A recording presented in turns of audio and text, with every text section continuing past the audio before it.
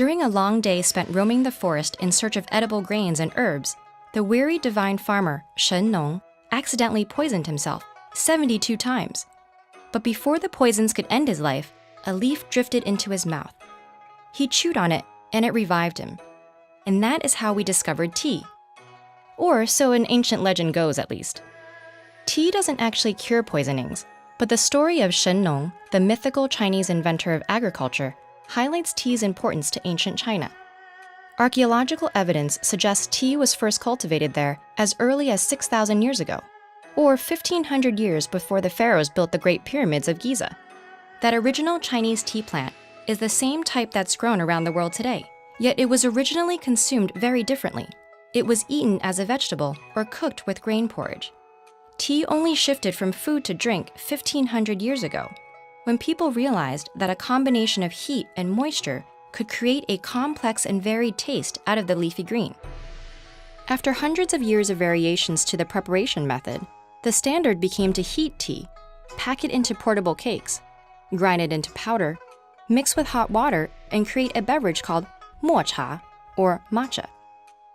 Matcha became so popular that a distinct Chinese tea culture emerged.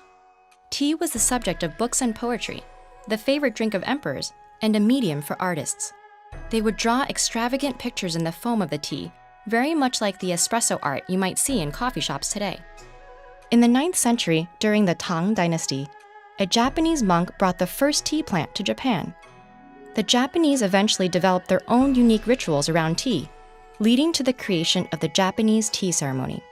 And in the 14th century, during the Ming dynasty, the Chinese emperor shifted the standard from tea pressed into cakes to loose-leaf tea.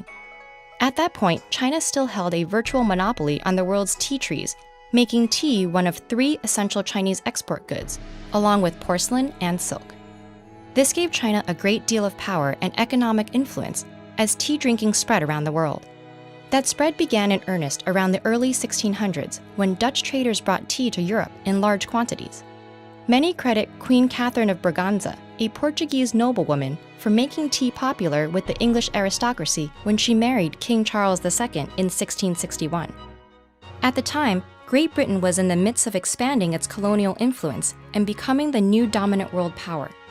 And as Great Britain grew, interest in tea spread around the world. By 1700, tea in Europe sold for 10 times the price of coffee, and the plant was still only grown in China. The tea trade was so lucrative that the world's fastest sailboat, the clipper ship, was born out of intense competition between Western trading companies. All were racing to bring their tea back to Europe first to maximize their profits. At first, Britain paid for all this Chinese tea with silver. When that proved too expensive, they suggested trading tea for another substance, opium. This triggered a public health problem within China, as people became addicted to the drug. Then, in 1839, a Chinese official ordered his men to destroy massive British shipments of opium as a statement against Britain's influence over China. This act triggered the First Opium War between the two nations. Fighting raged up and down the Chinese coast until 1842, when the defeated Qing dynasty ceded the port of Hong Kong to the British and resumed trading on unfavorable terms. The war weakened China's global standing for over a century. The British East India Company also wanted to be able to grow tea themselves and further control the market. So they commissioned botanist Robert Fortune to steal tea from China in a covert operation. He disguised himself and took a perilous journey through China's mountainous tea regions, eventually smuggling tea trees and experienced tea workers into Darjeeling, India. From there, the plant spread further still, helping drive tea's rapid growth as an everyday commodity. Today, tea is the second most consumed beverage in the world, after water. And from sugary Turkish riza tea to salty Tibetan butter tea, there are almost as many ways of preparing the beverage as there are cultures on the globe.